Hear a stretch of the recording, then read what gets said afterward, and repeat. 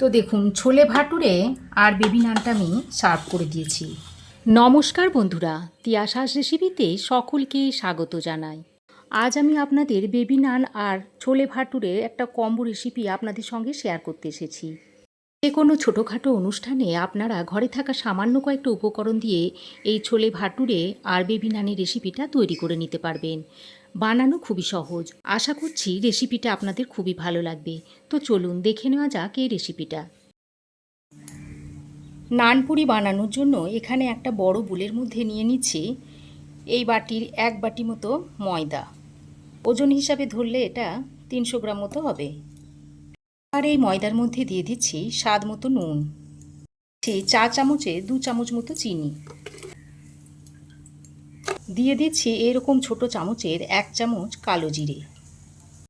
এখানে চাইলে আপনারা জোয়ানও দিতে পারেন, তবে আমি দিচ্ছি না। দিয়ে দিচ্ছি 2 চামচ মতো সাদা তেল, আর দিয়ে দিচ্ছি এই চামচের 1 চামচ বেকিং পাউডার। প্রথমে আমি শুকনো উপকরণগুলোকে একবার হাত দিয়ে ভালো করে মেখে নিচ্ছি। এইভাবে একটু হাত দিয়ে ঘষে ঘষে ময়দার সঙ্গে সব কিছুকে মিশিয়ে নিতে হবে। তো দেখুন শুকনো উপকরণগুলো আমার ভালোভাবে মেশানো হয়ে গেছে। এবার আমি এর মধ্যে দিয়ে দিচ্ছি দই। 2 টেবিল চামচ মতো দই আমি এর মধ্যে দিয়ে দিচ্ছি।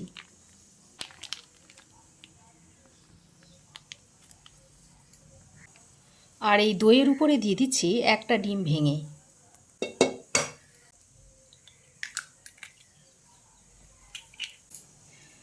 তারপর ডিম আর দইটা দিয়ে প্রথমে ভালোভাবে ময়দার সঙ্গে মেখে নেব। তারপর যদি জল লাগে তখন জল দিয়ে নেব। তো দেখুন দই আর ডিম দিয়ে ময়দাটাকে মেখে নিয়েছি। এবার এটাকে জল দিয়ে দিয়ে মেখে নেব। অল্প অল্প জল দিয়ে দিয়ে ময়দাটাকে মেখে নেব। খুব সুন্দর করে ময়দাটাকে মেখে নিতে হবে। এর আগেও আমি অনেকগুলো নানপুরির রেসিপি আপনাদের শেয়ার করেছি, চাইলে আপনারা সেগুলো দেখে নিতে পারেন, লিঙ্কটা ডেসক্রিপশনে দেওয়া থাকবে। তো দেখুন অল্প অল্প জল দিয়ে দিয়ে ময়দার ডোটা আমি তৈরি করে নিয়েছি। আর দেখুন ডোটা ঠিক এরকম করে তৈরি করে নিতে হবে। এবার আমি হাতে একটু তেল নিয়ে এইভাবে ময়দার উপরে লাগিয়ে রেখে দিচ্ছি। তারপর এটাকে ঢাকা দিয়ে আমি 2 ঘন্টা মতো রেস্টে রেখে দেব। এখানে আমি 1 কাপ কাবুলি ছোলা সারা রাত জলে ভিজিয়ে রেখেছিলাম, তারপর জলটা ছেঁকে নিয়েছি। এবার আমি এই কাবুলি ছোলাটা একটা প্রেসার কুকারের মধ্যে ভরে নিচ্ছি। সঙ্গে কিছু আলু নিয়েছি, আলুগুলোকেও এর মধ্যে দিয়ে দিচ্ছি। এবার আমি এর মধ্যে পরিমাণ মতো নুন, হলুদের গুঁড়ো, একটা কাঁচা লঙ্কা আর পরিমাণ মতো জল দিয়ে দিচ্ছি। দিয়ে প্রেসার কুকারের ঢাকনাটা লাগিয়ে 3 থেকে 4টে সিটি দিয়ে নেব। ততক্ষণে আমি এদিকে মশলা তৈরি করে নিচ্ছি। মিক্সিং জারের মধ্যে দিয়ে দিচ্ছি 1.5 ইঞ্চ মতো আদার টুকরো, আর একটা গোটা রসুন ছাড়িয়ে দিয়ে দিচ্ছি, আর 2টো কাঁচা লঙ্কা দিয়ে দিচ্ছি। তারপর অল্প জল দিয়ে এর একটা মিহি পেস্ট তৈরি করে নেব। দেখুন এই রকম একটা মিহি পেস্ট তৈরি করে নিয়েছি। দেখুন কাবুলি ছোলা আর আলুটাকে এরকম করে সেদ্ধ করে নিয়েছি। এবার আমি কড়াই গরম করে দিয়ে দিচ্ছি সর্ষের তেল। প্রায় 2 টেবিল চামচ মতো সর্ষের তেল দিয়ে দিলাম। এবার আমি এই তেলের মধ্যে দিয়ে দিচ্ছি একটা তেজপাতা, দিয়ে দিচ্ছি 2টো ফাটিয়ে নেওয়া শুকনো লঙ্কা, আর 1/2 চামচ মতো দিয়ে দিচ্ছি গোটা জিরে। এবার তেজপাতা, গোটা জিরে আর শুকনো লঙ্কাটাকে দিয়ে কিছুক্ষণ ভেজে নিচ্ছি। পর এর মধ্যে দিয়ে দিচ্ছি কুচনো পেঁয়াজ। পেঁয়াজটাকে ফোড়নের সঙ্গে বেশ কিছুক্ষণ ভাজা ভাজা করে নিতে হবে। পেঁয়াজের মধ্যে যখন একটা সোনালি কালার চলে আসবে ততক্ষণ পর্যন্ত ভেজে নিতে হবে। দেখুন পেঁয়াজটাকে এরকম সোনালি করে ভেজে নিয়েছি। এবার এর মধ্যে বেটে নেওয়া আদা, রসুন আর কাঁচা লঙ্কাটা দিয়ে দিচ্ছি। মিক্সিতে একটু জল দিয়ে ধুয়ে সে জলটাকেও দিয়ে দিচ্ছি। তারপর আদা রসুন ও কাঁচা লঙ্কার পেস্টটা দিয়ে আরও কিছুক্ষণ কষিয়ে নিতে হবে। যতক্ষণ না আদা ও রসুনের কাঁচা গন্ধ চলে না যাচ্ছে ততক্ষণ এইভাবে কষিয়ে নেব। দেখুন আদা ও রসুনটা দিয়ে বেশ কিছুক্ষণ কষিয়ে নেওয়ার পর এর মধ্যে দিয়ে দিচ্ছি কুচিয়ে নেওয়া টমেটো। এখানে আমি দুটো মিডিয়াম সাইজের টমেটোকে কুচিয়ে দিয়ে দিয়েছি। তারপর একবার হালকা হাতে নেড়েচেড়ে মিশিয়ে নিয়ে এবার এর মধ্যে দিয়ে দিচ্ছি পরিমাণ মতো নুন।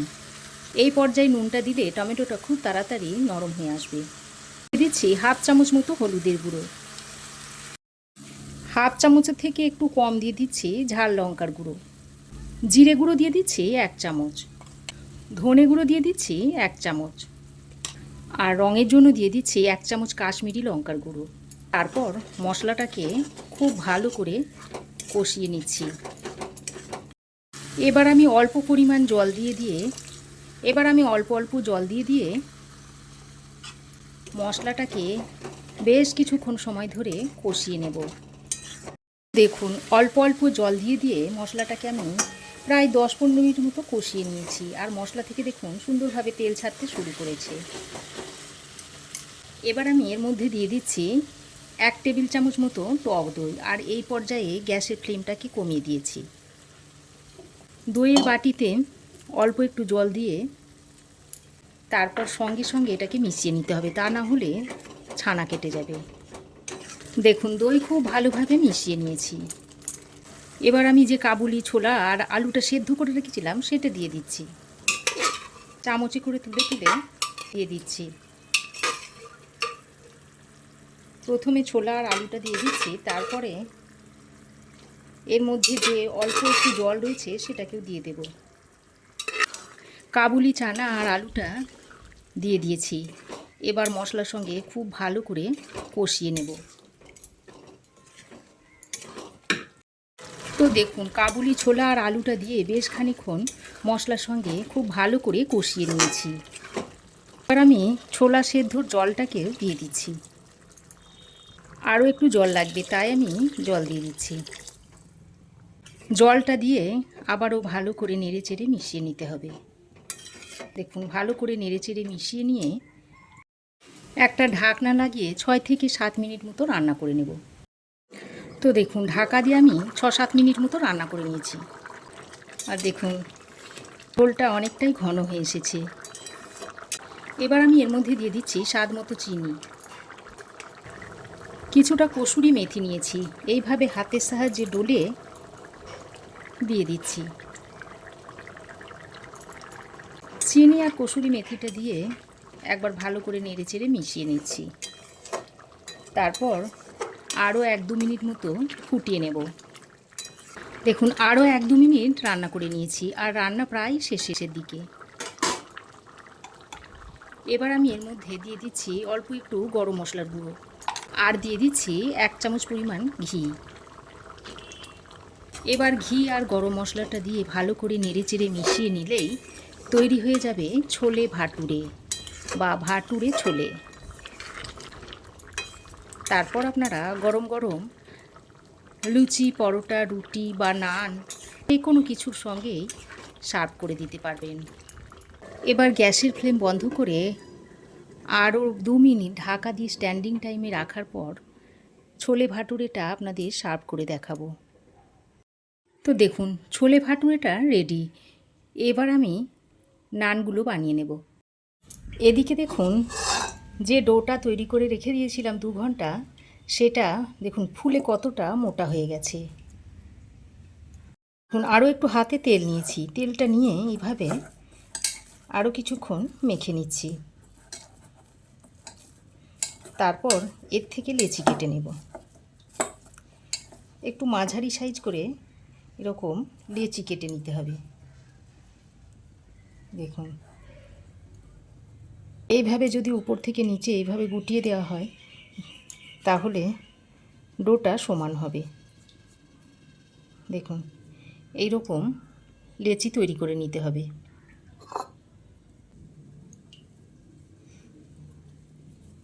এইভাবে হাতের সাহায্যে গোল করেও নিতে পারেন। দেখুন তো দেখুন সবগুলো লেচি কেটে আমি এরকম গোল বলের শেপ দিয়ে নিয়েছি। এবার চাকি ও বেলুনের গায়ে একটু তেল লাগিয়ে নিচ্ছি। এবার একটা লেচি নিয়ে হাতের সাহায্যে এইভাবে একটু চ্যাপ্টা করে তারপর হালকা হাতে বেলে নিতে হবে।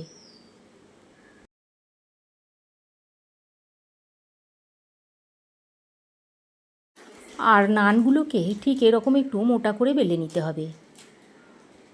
আমি নানগুলো ভাজার জন্য আগে থেকে একটা কড়াইয়ে বেশ খানিকটা তেল গরম করে নিয়েছি।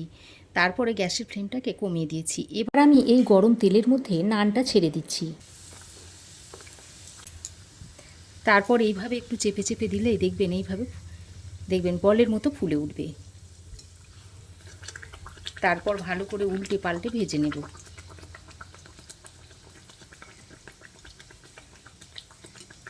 উল্টে পাল্টে নানটাকে ভেজে নিয়েছি। এবার আমি এটা তুলে নিচ্ছি। একটা করে বেলে নেব আর তেলের মধ্যে দিয়ে দেব। দেখুন আস্তে আস্তে কিভাবে নানটা ফুলে উঠছে। দেখুন এইভাবে উপর দিয়ে দিয়ে তেলটা দিলেই দেখুন একেবারে প্রত্যেকটা বলের মতো ফুলছে। তারপর উল্টে পাল্টে ভালো করে ভেজে নিতে হবে।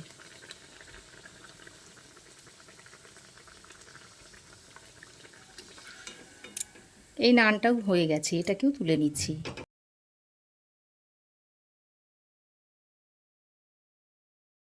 দেখুন একইভাবে সব নানগুলোকে ভেজে নিয়েছি। আর প্রত্যেকটা নান দেখুন একেবারে ফুলকো ফুলকো হয়েছে। তো দেখুন ছোলে ভাটুরে আর বেবি নানটা আমি সার্ভ করে দিয়েছি। এবার দেখুন একটা নান আপনাদের ছিঁড়ে দেখাচ্ছি।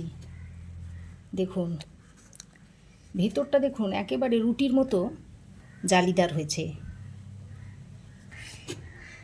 আর দেখুন কতটা সফট হয়েছে। তো বন্ধুরা এইভাবে আপনারাও একবার ছোলে ভাটুরে আর বেবি নানটা তৈরি করে খেয়ে দেখুন। আর কেমন হয়েছে অবশ্যই একটা কমেন্ট করে জানান। আশা করছি আমার এই আজকের কম্বো রেসিপি আপনাদের অবশ্যই ভালো লেগেছে। ভালো লাগলে একটা লাইক ও শেয়ার করবেন। পাশে থাকা বেল আইকনটা অবশ্যই প্রেস করে দেবেন। আর আমার চ্যানেলে যদি নতুন হয়ে থাকেন তো প্লিজ চ্যানেলটাকে সাবস্ক্রাইব করার অনুরোধ রইল। আজ এ পর্যন্তই। আবার দেখা হবে নতুন কোনো রেসিপি নিয়ে নেক্সট এপিসোডে। সে পর্যন্ত ভালো থাকবেন, সুস্থ থাকবেন। ধন্যবাদ।